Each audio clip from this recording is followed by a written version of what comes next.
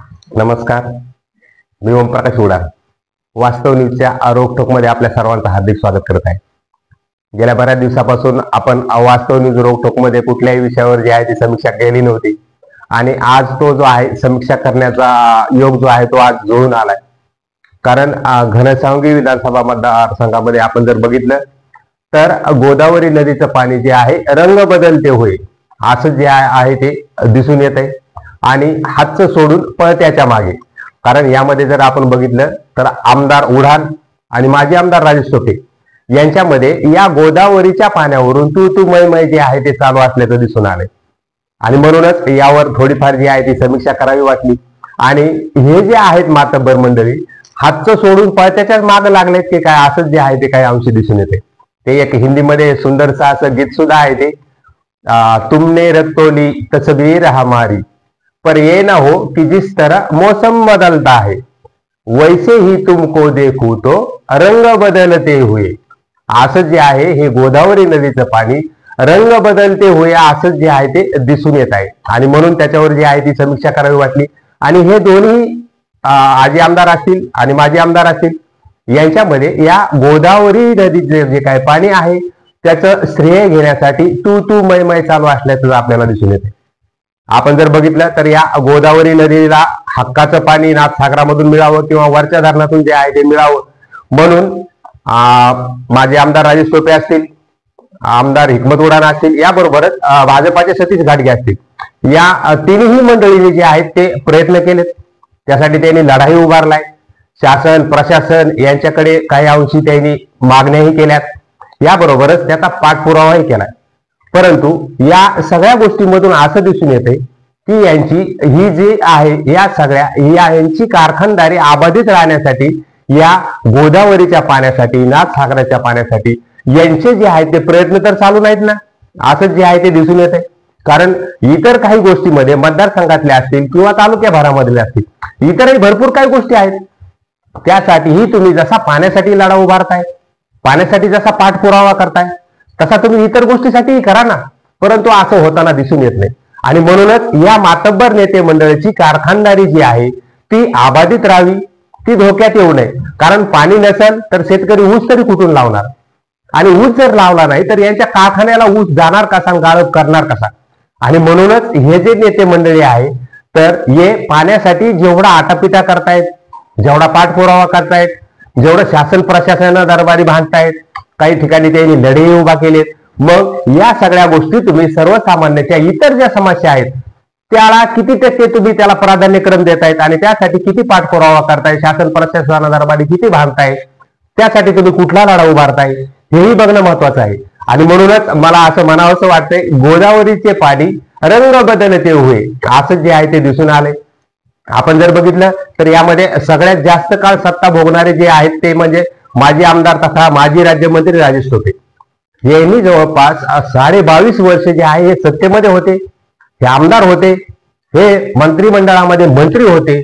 मग एवढ्या वर्षामध्ये तुम्ही 22.5 वर्षामध्ये गोदावरीच्या पाण्यासाठी नाथसागराचं समवाटप पाणी जे आहे ते मिळावं या वरच्या धरणातून सुद्धा यासाठी तुम्ही किती प्रयत्न केलेत, विधानसभेमध्ये तुम्ही कितीदा आवाज उठवलाय हेही महत्वाचं आहे। आपण जर बघितलं तर महाराष्ट्रभरासह जालना जिल्हा आणि घनसावंगी तालुक्यामध्ये जवळपास 5 वेळा जो आहे तो दुष्काळ पडलाय आणि या दुष्काळ जो ज्यावेळी पडला त्यावेळी राजेश टोपे हे मंत्रिमंडळामध्ये होते, विद्यमान आमदार सुद्धा होते। मग तुम्ही दुष्काळ काळामध्ये शेतकऱ्यांना ज्या पाण्याच्या झळा सोसाव्या लागल्यात त्यासाठी तुम्ही किती प्रयत्न केलेत, मंत्रिमंडळामध्ये विधानसभेमध्ये तुम्ही या संदर्भात किती आवाज उठवलाय, त्याचा किती पाठपुरावा केलाय, त्यासाठी तुम्ही कुठले कुठले आंदोलन केलेत हे सुद्धा एक महत्वाचा विषय आहे। त्यासाठी तुम्ही लढा उभारलाय का हेही महत्वाचं आहे। आपण जर बघितलं तर महाराष्ट्रभरासह जालना जिल्ह्यामध्ये सन जवळपास 2010, 2012, 2016, 2018 आणि 2023 असं 5 वर्ष जे आहे ते दुष्काळाची दाहकता जी आहे ती वाढली होती आणि या दुष्काळाच्या झळा ज्या आहेत त्या सर्वसामान्यांना बसल्या होत्या। मग राजेश टोपे जर 22.5 वर्ष सत्तेमध्ये तुम्ही होतायत, तुम्ही मंत्रिमंडळामध्ये सहभागी होतायत, तसं जर आपण बघायला गेलं तर त्यावेळी मंत्रिमंडळामध्ये किंवा सत्तेमध्ये पश्चिम महाराष्ट्रातलीही काही इतर नेते मंडळी सहभागी होती। म्हणून राजेश टोपे यांनी स्वतः आपण मंत्री असताना 22.5 वर्ष आपण सत्तेमध्ये असताना या पाण्यासाठी तुम्ही कुठला लढा उभारलाय, त्यासाठी तुम्ही कुठले प्रयत्न केलेत, हेही एक महत्वाचं आहे. माझ्या माहितीनुसार फक्त एक वेळा जे आहे गोदावरी नदीमध्ये दुष्काळाच्या वेळेस पाणी सोडण्यात आलं होतं, परंतु जवळपास 5 वेळा जो आहे दुष्काळाचा सामना शेतकऱ्यांना सर्वसामान्यांना करावा लागलाय. मग एवढं सगळं असताना तुम्हाला हे श्रेय घ्यायचंय या सगळ्याच नेते मंडळींना, यांची श्रेय घेण्यासाठी जे आहे तू मैमय चालू असल्याचं दिसून येते. मग तुमच्याकडे हक्काच्या काही गोष्टी आहेत, तुम्हाला श्रेय घेण्याची गरजच नाही, जनताच तुम्हाला श्रेय देईल. परंतु म्हणून हे हात सोडून पळत्याच्या मागे आहेत असं दिसून येते. आपण जर बघितलं तर अंबड घनसावंगी तालुक्यामध्ये मोठ्या पद्धतीने ऊस उत्पादक शेतकरी जो आहे तो आहे, आणि या ऊस उत्पादक शेतकऱ्यांसाठी आर्थिक परिस्थिती त्यांची चांगली राहावी म्हणून ते ऊसाची मोठ्या पद्धतीने लागवड करतात. परंतु हे जे तिन्ही मंडळी आहे, या तिन्ही मंडळी कारखानदार आहेत, आणि म्हणूनच या मंडळी जे आहेत यांनी जे आहे आपला हात सोडून पळत्याच्या मागे लागू नये. तुम्ही श्रेय घेण्याची जी काही धडपड करतायत ही तुम्हाला घेण्याची गरज नाही, कारण जनताच तुम्हाला श्रेय देईल. आपण जर बघितलं तर ह्या वर्षी मोठ्या पद्धतीने ऊसाचं गाळप जे आहे ह्या तिन्ही मंडळीकडे जे आहे ते झाले, आणि हे तिन्ही मंडळी कारखानदार आहेत. परंतु आपण मागच्या वर्षीच्या तुलनेत या वर्षीचा जर विचार केला तर मागच्या वर्षी पहिला ऊसाचा हप्ता 2700 रुपये प्रति मेट्रिक टन निघाला होता, या तिन्ही मंडळींनी काढला होता. परंतु तीच परिस्थिती आपण जर यावर्षी बघितलं तर यावर्षी यांनी मिळून मिसळून तुझ्या गळा माझ्या गळा गुंफू मोत्याच्या माळा अशाच पद्धतीचं ते झालं असल्याचं दिसून येते. कारण या सर्वच नेते मंडळीने 2500 रुपये प्रति मेट्रिक टन हा पहिला हप्ता काढलाय. काही जण म्हणतायत हा अंतिम हप्ता नाही, हो बाबा तेही खरंय, परंतु आपण जर गत वर्षीच्या तुलनेत बघत आलो, गेल्या काही वर्षापासून बघत आलो, तर पहिला हप्ता दिल्यानंतर शक्यतो जास्तीत जास्त 2 वाढी मिळतात, आणि त्यामध्ये 100 रुपयाचा जो आहे तो फरक ठेवला जातो. पहिली वाढ 100 रुपयाने मिळते आणि दुसरी वाढ परत 100 रुपयाने मिळते. म्हणजे जवळपास हमी भावापेक्षा 200 रुपयाने जो आहे तो अंतिम भाव जो आहे जवळपास जो आहे तो जाहीर करण्यात येतो.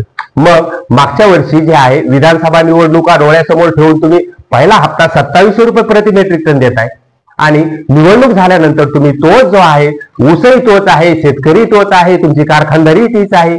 मग एवढं सगळं असताना तुम्ही तब्बल 200 रुपये यावर्षी जो आहे तो ऊसाचा पहिला हप्ता कमी भाव देताय. मग हे तुमचं हात सोडून पळत्याच्या मागे कशाला लागताय तुम्ही?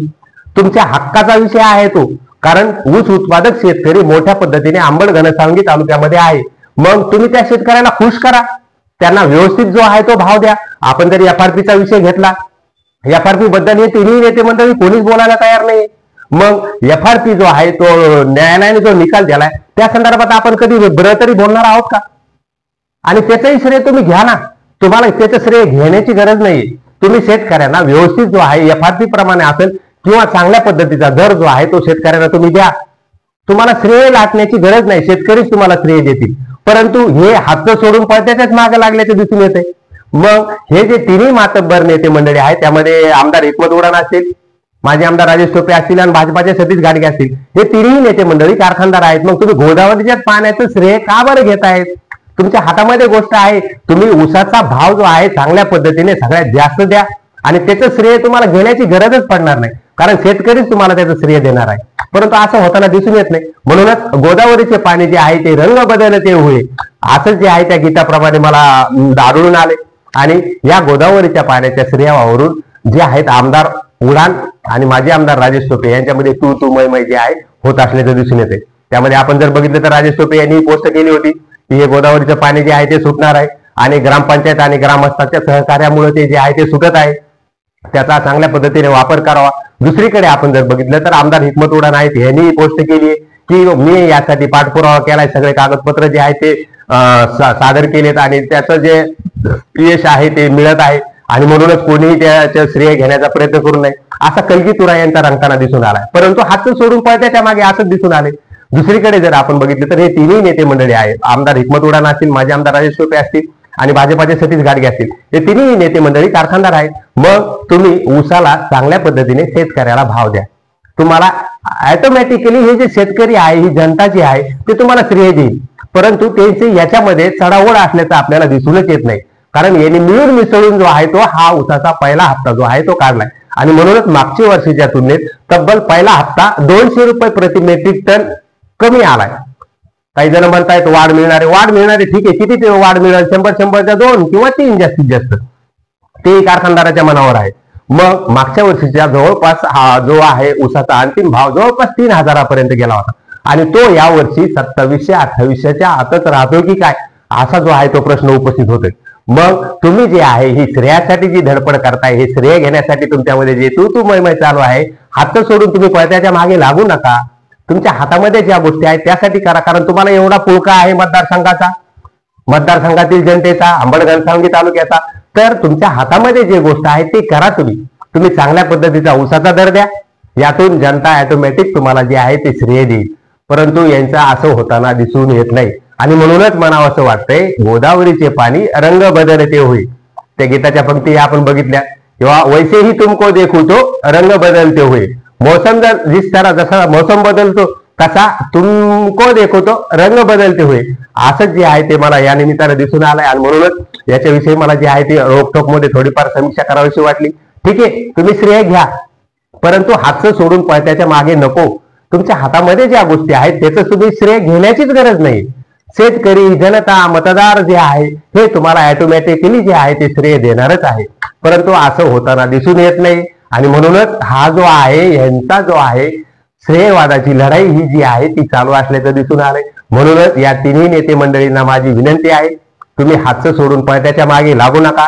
ऊस उत्पादक शेतकरी मोठ्या पद्धतीने आहे, त्याला खुश करा. त्याच्या ऊसाला जो आहे तो चांगल्या प्रतीचा भाव द्या, वाढही चांगल्या पद्धतीची द्या.